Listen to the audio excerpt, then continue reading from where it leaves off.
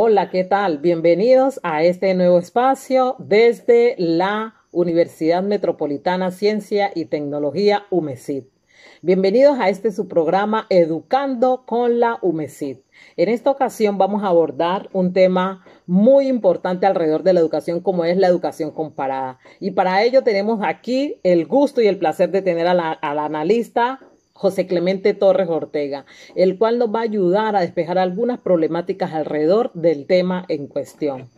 Primeramente, queremos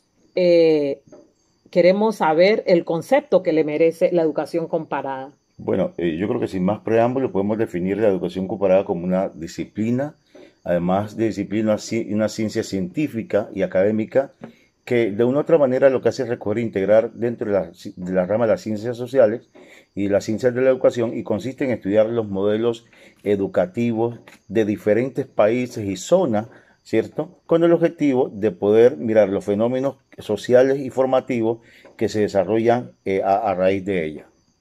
Ok, ok.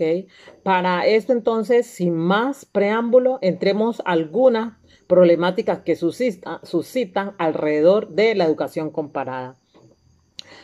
Frente a los diferentes aspectos en la educación comparada, como es el tema de los actores, a comparar las áreas de comparación, como también el carácter de la comparación o el ángulo de la misma comparación como tal, cómo confluyen o cómo se apoyan el uno del otro o se presentan o se hacen las propuestas de parte de forma independiente. Bueno, televidentes y Marlene, déjenme decirle que en este caso todos los aspectos se combinan en los estudios de educación comparada. Hay una combinación, pero, sin embargo, cada autor establece una variable distinta. ¿Qué quiere decir eso? Con lo cual no puede llegar a existir una teoría válida, sino que todos y esas diversas metodologías se aplican. Es decir, cada autor es autónomo, no en seguir una ruta ya establecida, sino que utiliza una estrategia muy diferente y difieren el uno del otro. Muy bien, tenemos una segunda pregunta al respecto. De acuerdo al carácter global de la educación comparada, ¿existe algún asidero científico en las diversas propuestas de la misma? Bueno, la educación comparada en la sociedad global hay que tener algunos aspectos en cuenta.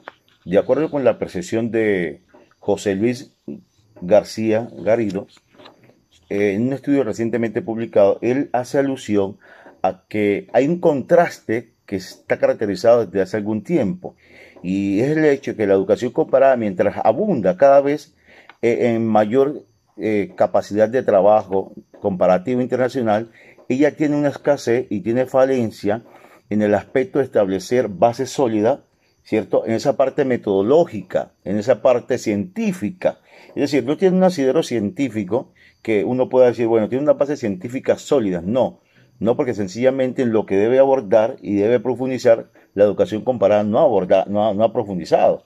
¿Sí? Ha sido muy superficial y lo que realmente necesita es tener un asidero más científico, que es de lo cual carece. Está bien. Muy bien, seguimos aquí con el analista José Clemente Torres Desde luego que sí. Ortega. Otra pregunta no menos importante que las anteriores. ¿Considera usted una problemática la parte económica que se invierte para los estudios de la educación comparada? Bueno, pues en cierta medida sí, hay una preocupación notablemente en estos últimos años porque lo que he podido mirar es que hay instituciones públicas y privadas que se encargan de financiar y eso está muy bien por ese lado. Pero al mismo tiempo se ha visto una notable búsqueda de querer financiar, pero al parecer parece que se quedará solamente en el papel, porque hay muchas universidades, ¿cierto? No son muy pocas, son bastantes universidades que la inversión para el tema de educación comparada ha sido mínima, por no decir que nula. Mayormente en Europa, que estoy muy empapado del caso, Europa ha sido muy renuente a querer invertir para apoyar el tema de educación comparada. La inversión ha sido poca, escasa o muy nula. Muy bien, seguimos aquí encantados pues de tener cada una de sus opiniones respecto de las problemáticas alrededor de la educación comparada.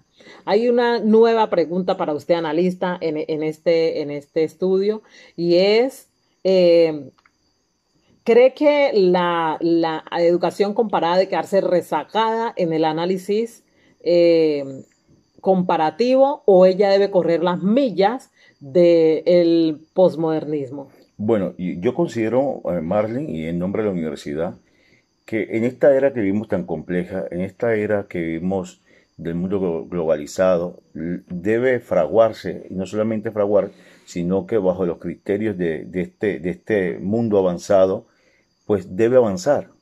Y esa es debe ser una exigencia continua de profundización, no solamente en el término teológico, ¿cierto?, deontológico y metodológico, sino que debe ser mucho más allá. Es decir, la educación comparada debe mirar mucho más allá y correr unas millas más. No puede quedarse solamente rezagada. Por ejemplo, hoy en día miramos otras disciplinas y han avanzado. No se han quedado en el tiempo y en el espacio, sino que se han proyectado y hoy en día lo que han es alcanzado grandes niveles de surgimiento, grandes niveles de superación. Y yo creo que la educación comparada debe avanzarse, no solamente quedarse allí en el siglo pasado, sino que proyectarse al 21 y por qué no llegar al 22 y mantenerse en el tiempo y en el espacio como lo han hecho algunas otras ciencias.